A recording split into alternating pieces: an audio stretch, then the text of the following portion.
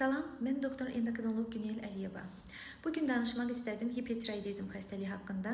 Hipertiroidizm xəstəliyi qalxanvari vəzinin funksiyasının artması ilə gedən xəstəlikdir. Buna bazidov xəstəliyi, Graves xəstəliyi də deyilir. Hipertiroidizm xəstəliyi zamanı qalxanvari vəzin hormonları olan tiroidin və tiraksin hormonlarının miqdarının həddindən artıq qanda artması toksik təsir göstərir orqanizmə. Simptomlara aiddir.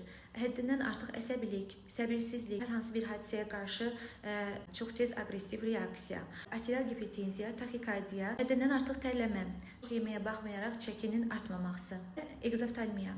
Egzoftalmiya gözlərinin normadan çox bərəlməsi. Egzoftalmiya simptomu artıq yaranmışdırsa, gecikmiş terapiya alsa belə bu geriyə dönən olmur.